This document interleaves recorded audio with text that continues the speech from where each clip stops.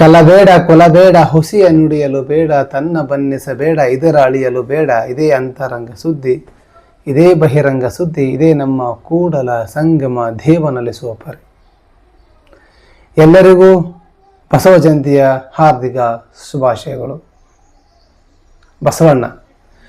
ಬಸವಣ್ಣ ಅಂತಂದ್ರ ಬರೀ ಎತ್ತಲ್ಲ, ಬಸವಣ್ಣ ಅಂತಂದ್ರ ಬಿದ್ದವರನ್ನ ಎತ್ತಿದವನು.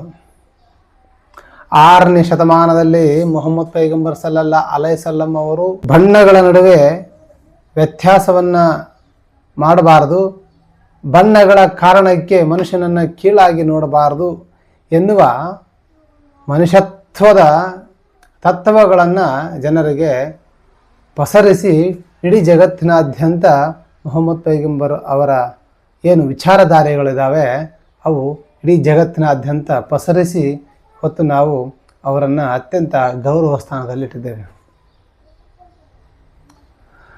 ಅಂತೆಯೇ ಅಂತಹದೇ ತತ್ವಗಳನ್ನು ಬಸವಣ್ಣನವರು 12ನೇ ಶತಮಾನದಲ್ಲಿ ಜಾತಿ ತಾರತಮ್ಯವನ್ನು ಹೊಡೆದೋಡಿಸಿ ಒಂದು ನೀತಿ ಮಾರ್ಗವನ್ನು ಕಟ್ಟಲು ಬಸವಣ್ಣನವರು ಕಲ್ಯಾಣ ಕ್ರಾಂತಿಯನ್ನೇ ಮಾಡಬೇಕಾಯಿತು. ಬಸವಣ್ಣನವರ ವಿಚಾರಧಾರೆಗಳಿಗೆ ಮನಸ್ಸೋತು ಬಹಳಷ್ಟು ಕಡೆಯಿಂದ ಶರಣರು ಕಲ್ಯಾಣಕ್ಕೆ ಬರ್ತಾರೆ. ಬಸವಣ್ಣನವರ ಅನುಭವ ಮಂಟಪದಲ್ಲಿ ಎಲ್ಲರೂ ಈ ವಿಷಯವಾಗಿ ಸತ್ಯ ಧರ್ಮದ ವಿಷಯವಾಗಿ ಚರ್ಚೆಯನ್ನು ಮಾಡ್ತಾರೆ. ಬಸವಣ್ಣನವರು ಹೊಸ ಹೊಸ ವಿಚಾರಧಾರೆಗಳನ್ನು ಜಗತ್ತಿನ ಮುಂದೆ ಇಡ್ತಾರೆ. ಸ್ಥಾವರ ಲಿಂಗವನ್ನು ಬಿಟ್ಟು ಇಷ್ಟಲಿಂಗದ ಮಾರ್ಗವನ್ನು ಹಿಡಿಯಿರಿ ಅಂತ ಹೇಳ್ತಾರೆ. ಇಷ್ಟಲಿಂಗ ತತ್ವವನ್ನು ಜನರಿಗೆ ಹೇಳ್ತಾರೆ. ಬಸವಣ್ಣನವರು ಹಲವು ವಿಷಯಗಳಲ್ಲಿ ಪ್ರಶ್ನೆಯನ್ನು ಮಾಡ್ತಾರೆ. ಜಾತಿ ವಿಷಯಗಳಲ್ಲಾಗಿರ್ಬೋದು, ತಾರತಮ್ಯ ಮೇಲು ಕೀಳು ಎನ್ನುವ ವಿಷಯಗಳನ್ನು ಮುಂದೆ ಇಟ್ಟು ಅವರು ಅನೇಕ ರೀತಿಯಲ್ಲಿ ಪ್ರಶ್ನೆಯನ್ನು ಮಾಡ್ತಾರೆ. ಅದು ಮುಂದೆ ಕಲ್ಯಾಣದಲ್ಲಿ ಕ್ರಾಂತಿ ಉಂಟಾಗುತ್ತೆ. ಆ ಕ್ರಾಂತಿ ಉಂಟಾಗುತ್ತೆ ಅನ್ನೋದನ್ನು ಹಲವು ಪ್ರಭುಗಳು ಮೊದಲೇ ಹೇಳಿ ಬಸವಣ್ಣನವರ ವಚನಗಳು ಮತ್ತು ಇನ್ನಿತರ 770 ಗಣಗಳ ಒಂದು ಬಸವಾದಿ ಶರಣರ ಕ್ರಾಂತಿಗೆ ಕಾರಣವಾಗಿ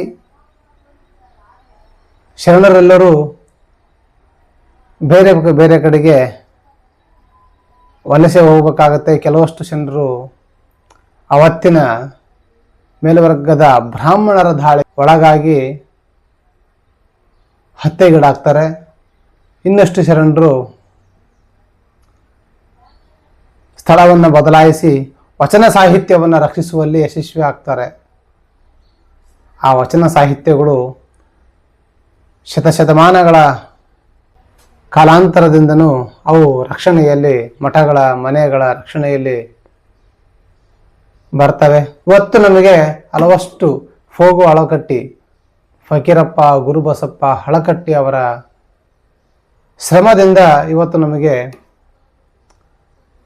ಆ ವಚನಗಳು ನೋಡ್ಲಿಕ್ಕೆ ಸಿಗ್ತವೆ. ಆ ವಚನಗಳಿಲ್ಲ ಅಂತಂದರೆ ಬಸವಣ್ಣನವರು ಒಬ್ಬರು ಇದ್ದರು ಅನ್ನೋದನ್ನು ನಾವು ಬಹುಶಃ ಮರೆತು ಬಿಡ್ತಿದ್ವೇನು.